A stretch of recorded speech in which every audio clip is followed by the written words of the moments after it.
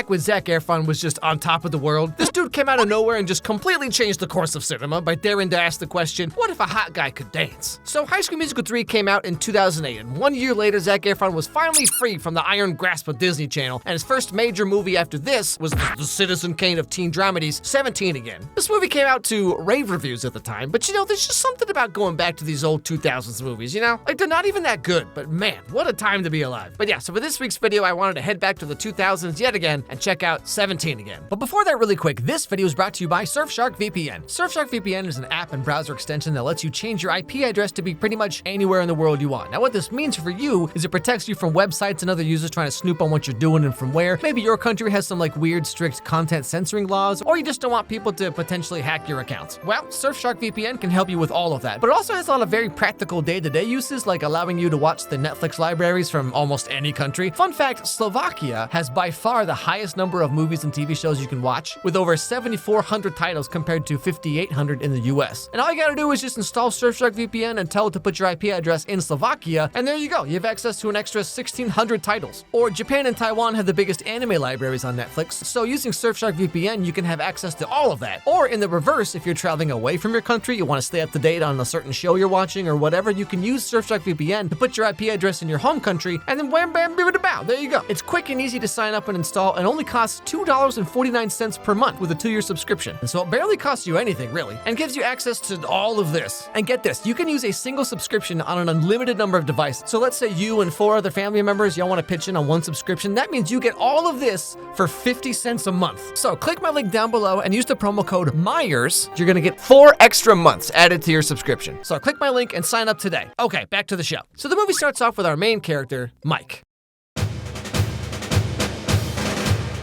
O'Donnell, save something for the game. I'm just warming up, Coach. Just talk to the scout again. He's coming tonight. You play half the game I know you're capable of. He's prepared to offer you a full scholarship. I love how Zac Efron broke away from his basketball playing Disney character and then immediately played the exact same character again. So Mike is the star player of his high school's basketball team, and like, this dude's got it all, okay? He's on track for a full scholarship to somewhere. He's got a cute girlfriend. He's got this guy as a best friend. Well, we gotta hang on. Ned's not here yet. Who cares? He's the water boy. That doesn't matter because he's a part of the team, Dom. Finally! What kind of dungeon master would I be if I left my party in the middle of a battle with the hippogriff?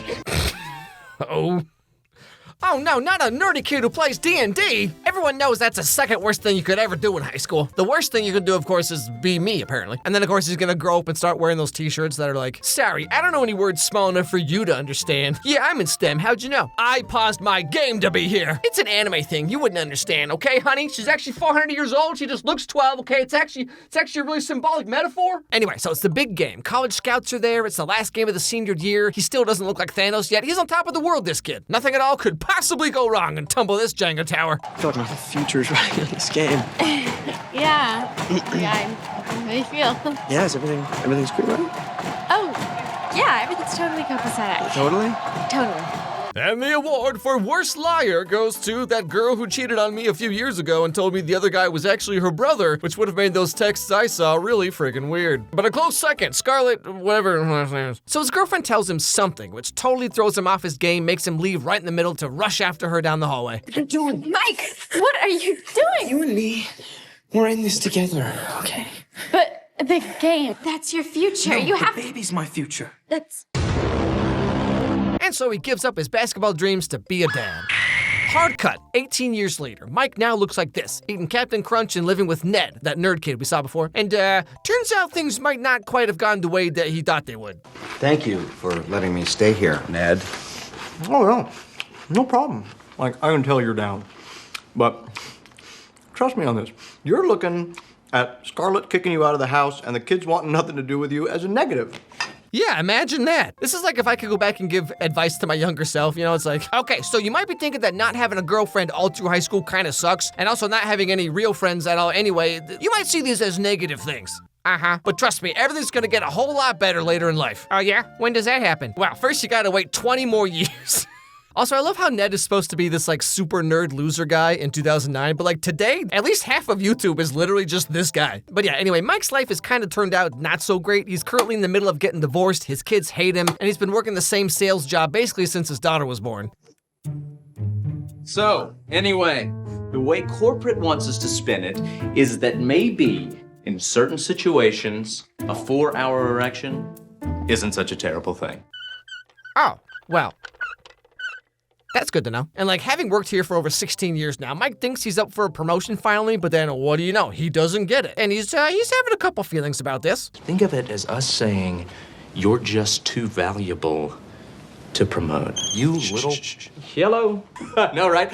Look, listen, she was my double spot. And so, what do you know? He loses his job now, too. So basically, here he is with nothing. He gave up on basketball to be a dad, and now 18 years later, his family hates him, he lost his job, and he's just some washed-up 36-year-old. Which, like, watching this movie now is so funny, because I'm literally the exact same age as this dude, and it's like, oh, wow, it's 36 years old, eating Captain Crunch, surrounded by nerd toys. Yeah, what a loser. Definitely couldn't be me right now. But all the same, Mike wants to try to reconnect with his kids one last time, so he goes to pick them up from school, which, of course, is the same high school he went to. Mike O'Donnell, high school star, never quite lived up to your potential. Sooner or later, you all come back. Well, of course I want to live in the past. It was better there. I'll bet you wish you had it to do all over again. I think perhaps this might be one of those magical Santa Claus janitors. You got that right. You're sure about that? Oh, yeah. So anyway, Mike takes the kids to get ice cream, and of course they're both just like, this family stinks, no one understands me. And then after this whimsical adventure, he takes them home and tries to talk to his soon-to-be ex-wife. And that goes about as well as you'd expect, considering she's currently throwing all of his everything into a wood chipper. This just really sends a message, you know? You have no right. So I've spent the last 18 years of my life listening to you whine about all the things that you could have done without me, and I have no right? Well, it's just that I put a lot of work into this yard. Did you? Like the barbecue pit? I think you quit that one because you just decided not to try anymore. Well, between you and me, I don't think she's talking about the backyard. Yeah, so Mike's like, no job, no family, my life has lost all meaning. And then Scarlett's over here like, oh, is that so? Well, I have to go back on the market as a single mom who looks like this. Who would ever want a 36-year-old with this face? All right, let's get going. We gotta get you ready. We gotta get you back on the market. Yeah, I'm a real catch. Single mom. 2 teenage kids. Well, Scarlett, have I got a movie for you? Just get Harry Styles to fall in love with you. Simple as that. Come on, you'll do great. You got the butt of a 12-year-old boy. What? But anyway, so that night there's a big storm, and Mike falls into this whirlpool thing, and somehow, suddenly, his body changes back into Zac Efron? Literally, what else would you possibly need in life? I mean, come on, if I looked like this, I mean, you all think I'm insufferable now.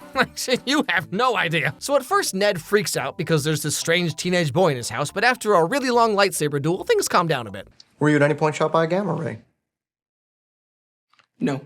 We're looking at your basic spirit guide transformation magic. When the hero is transformed by his spirit guide to set him on a new path. The janitor. The janitor. The janitor. And so, long story short, Ned has to pretend to be Mike's dad to take him back to high school because this is finally Mike's chance to do his life over again. He can finally be the big basketball star he was supposed to be until his girlfriend had to ruin everything by randomly, suddenly getting preggo somehow. How could she do that to me? I have not done anything for me since 1989. You do what you have to do, but don't even think about sucking me into this with you. Hayden was the low point of my existence, and I vowed I would never go back to that godforsaken place. Never, ever, ever. Man, I feel that. My mom's always like, don't you ever want to go back and visit your old high school and see how all your old classmates are doing? No. Anyway, so like I said, Ned pretends to be Mike's dad and they go to meet the principal together and things get very weird very fast. Hello, I'm Jane Masterson, principal here at Hayden High. Hi.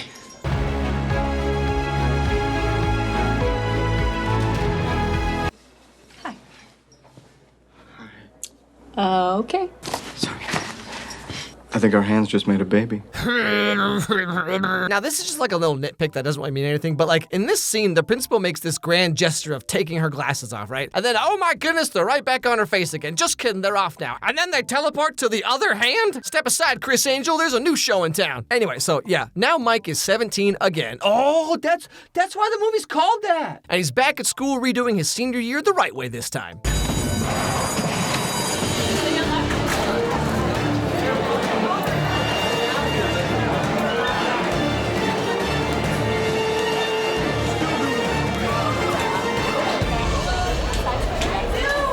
Yeah, you know, if I ever got the chance to go back to high school somehow, I would simply not do it. Now, the thing is, Mike didn't like time travel back to 1989 or anything like that, right? As we've established. So, Mike and Scarlett's divorce court child custody hearing thing is still going on, while Mike is over here looking like this, just spending all day strumming his abs like a banjo, I assume.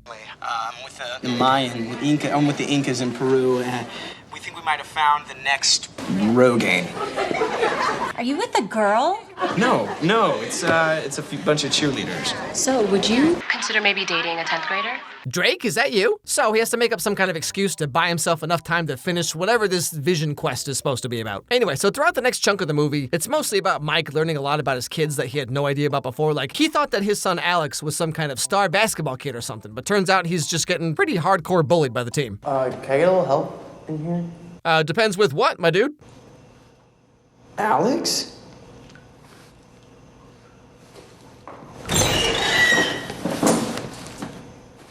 How does it... Who did this to you? The basketball team. So Alex over here is being bullied mainly by this guy, Stan, who's like the hottest, coolest guy in school or whatever, but like, his name is Stan?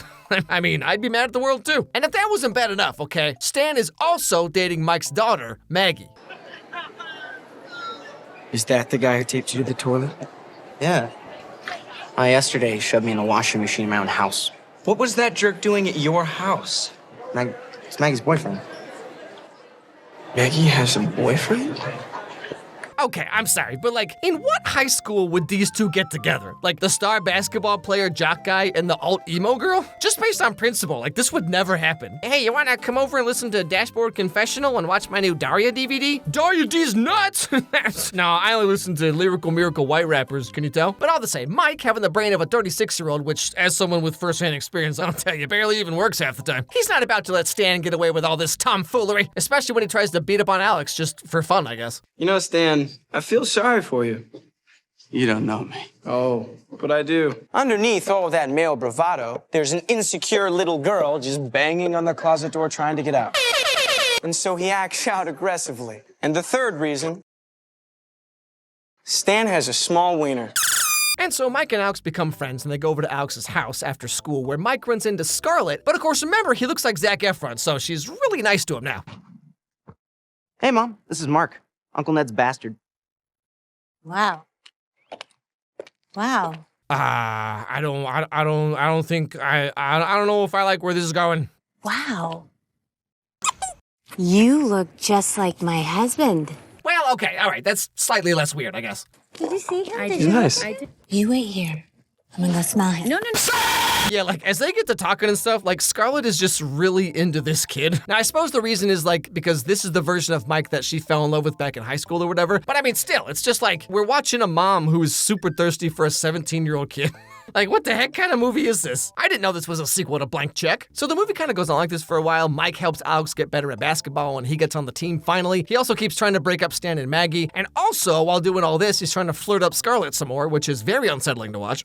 I realized that whole lady cougar hunting, the mothers I'd like to... No, stop, no, just please. So later on, there's a party, and Mike uses this opportunity to try and talk to Maggie some more about maybe kind of sort of like not dating a guy like Stan and think about her future instead, you know? I just want to talk about Stan. Yeah? Why are you dating him? Look, we're moving in together after graduation. Stan got into Georgetown? No, Stan got on the management track at Home Depot. And I'm going to Westwood Community College to be closer to him. He's my forever.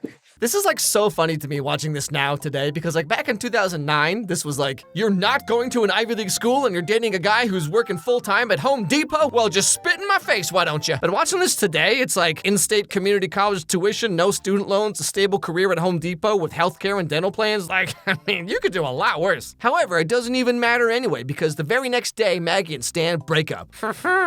Stan dumped you? What? After the game, he took me behind the quad and we... I can't hear this. You didn't. No. That's why he dumped me. Wait, hold on. So Stan dumped you because you wouldn't put out behind like the school dumpster or whatever? And they say romance is dead. Also, imagine looking like this and crying over a dude with a snapback named Stan. You know what I mean? Now, obviously, Mike doesn't like seeing his daughter cry, so he's there for her, cry on my shoulder, it's okay. Any guy would be lucky to have you, and that girl you hate, she only got more likes on an Instagram post than you because everyone else is stupid and they don't know the real you like I do, and all the other made-up nonsense stuff you say to girls when they cry. But this kind of ends up working a little too well. I know why you didn't want me to be with Stan. It's because you wanted me. Oh, I can play games? No. I'm a hungry lioness, and you're a baby gazelle. Maggie, no.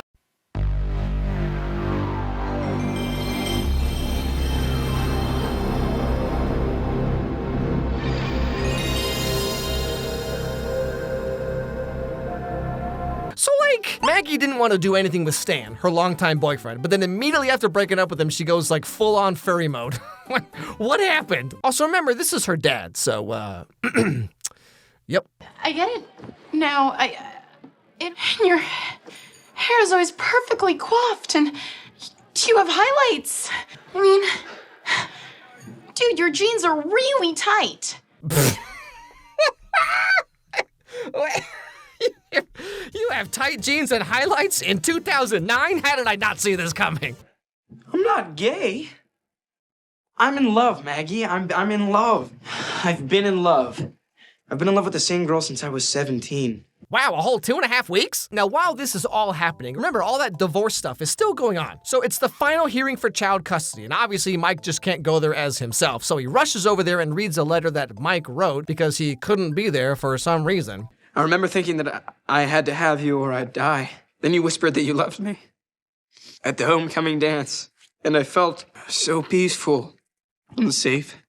As utterly insane as this movie is, I gotta say, this part here is probably some of the best acting Zac Efron's ever done. This scene is actually really incredible to watch. And so, in the end, Scarlett finally realizes that this 17-year-old kid is actually Mike, somehow. You see, throughout the movie, Mike's been trying to get back in Scarlett's good graces, you know what I'm saying? Because he realizes how much he misses her and keeps trying to remind her of how good things used to be before life happened, man. And because they both have started to realize how much they really love each other, the spell is broken, and Mike turns back into his older self, and everything's just back to normal.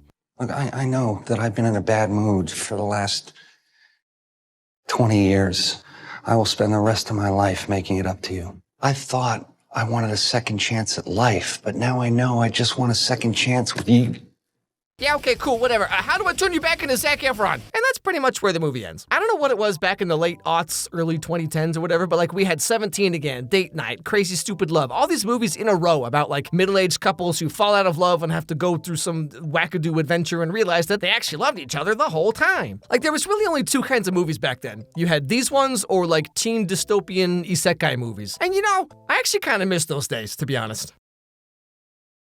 Hey everybody, thanks for watching this video. If you liked it, please watch another one, because that's how the algorithm works. So click on this one that's being recommended to you right now, right here on the screen. It actually helps a lot if you do that, because that's how YouTube knows that my videos are worth caring about. Also, if you have any movies or TV shows you'd like to recommend, send me an email at alexmeyerscontact@gmail.com, and I'll put them on my absurdly long list of movies that I need to get to at some point. Anyway, hope I made your day a little bit better, and I'll see you all next time.